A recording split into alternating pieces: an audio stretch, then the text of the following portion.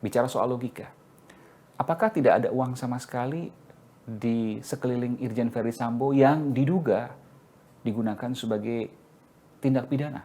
Kita harus menentukan dari fakta, data, dan logika yang ada. 3 hal, data, fakta, dan logika, kita kaitkan, kita kawinkan dengan sumber berita yang kredibel, maka itulah fact-checking yang sesungguhnya.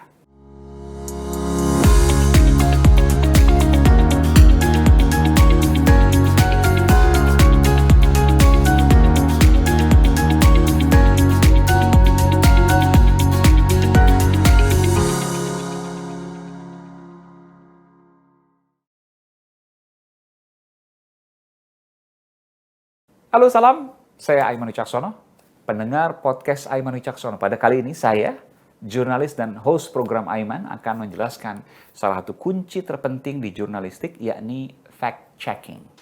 Proses fact-checking adalah salah satu proses yang terpenting dalam dunia jurnalistik. Memastikan bahwa informasi yang datang terbukti kebenaran sangat penting untuk menghindari segala bentuk hoax yang beredar. Sebagai seorang jurnalis, memastikan bahwa berita yang saya sampaikan adalah fakta dan terbukti kebenarannya sudah menjadi kewajiban bagi saya agar masyarakat tidak tersesat dengan berita yang tidak terbukti kebenarannya. Media, tentu Anda sering dengar, punya istilah sebagai clearing house atau rumah penjernih. Banyak informasi di luar sana. Ada, orang sering katakan, tsunami informasi. Mana yang benar? Media di sini harus menjadi lembaga mengambil peran untuk membuktikan dari sejumlah informasi yang mana yang benar. Karena kewajiban media yang pertama adalah, media massa mainstream ya, arus utama adalah pada kebenaran. Karena kewajiban seorang jurnalis yang pertama dan paling tertinggi adalah pada kebenaran.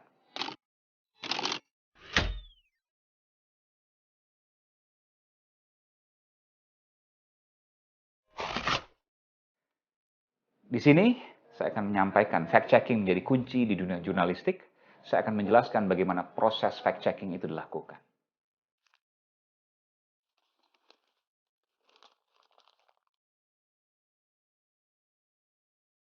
Yang pertama tentu yang harus saya lihat adalah dari mana sumber beritanya. Apakah dari media yang terpercaya? Atau dari media abal-abal? Atau dari media sosial yang entah berantah asalnya? Ini penting. Ketika jawaban tadi nomor 1, media yang kredibel, maka saya boleh katakan 75% sudah mendekati kebenaran, tapi belum tentu 100%. 25%-nya harus saya cek lagi. Di mana saya cek? Langsung ke sumbernya, bila perlu. Tapi tentu tidak semua orang bisa punya akses ke sana. Saya kebetulan punya akses, maka saya akan mengecek itu. Jika tidak, maka bisa melakukan sumber-sumber sekunder lainnya. Misalnya, ada sejumlah media yang juga menulis yang sama, meskipun itu hanya menambah sedikit porsi dari kepercayaan. Lalu bagaimana? Analisis. Analisis dengan logika, data, dan fakta yang mengiringi data tersebut. Proses riset memang makan waktu, tapi inilah yang kemudian harus dilakukan. Karena bicara soal orang berbicara apa, bukan bicara soal pasti kebenaran yang keluar dari mulutnya. Bahwa kita harus menentukan dari fakta, data, dan logika yang ada.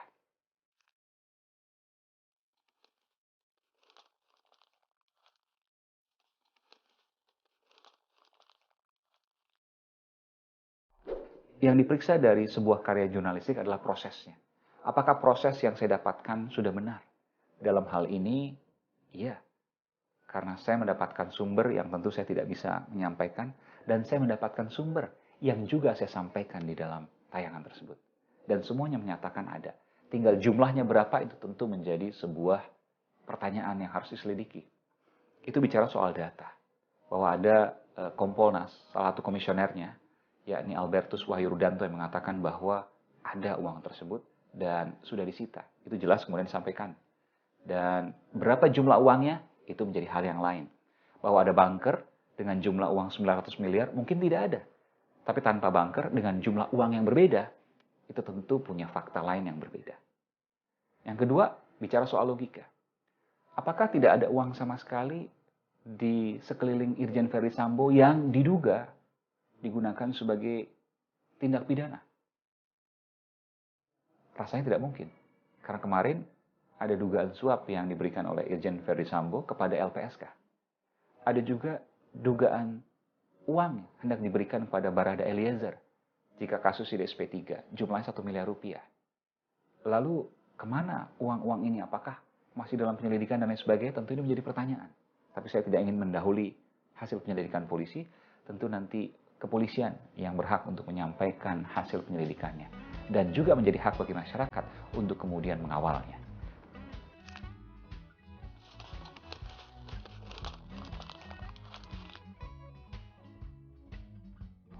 Jawaban saya harus dilakukan. Kenapa? Harus dilakukan di lingkup masyarakat yang memang bisa melakukan hal tersebut. Ketika bisa langsung kontak atau menghubungi narasumber aslinya A1, maka ia bisa menanyakan hal tersebut. Jika tidak, lakukan 2 hal yang tadi saya sampaikan. Pertama adalah mengecek sumbernya.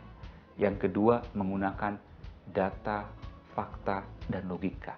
Kelilingi informasi tersebut dengan data, fakta, dan logika. Mungkin nggak? Ada nggak? Data yang lain gimana? Data pendukungnya seperti apa? Logikanya bagaimana? Seperti kasus tadi di Irjen Ferry Sambo yang ada dugaan suap yang diduga merupakan tindak pidana, pasti karena suap yang ada di sekelilingnya. Tentu ini menjadi pertanyaan yang menarik. Apakah tidak ada sama sekali uang yang mengiringi tindak pidana Irjen Ferry Sambo? Tentu itu pertanyaan yang harus dijawab.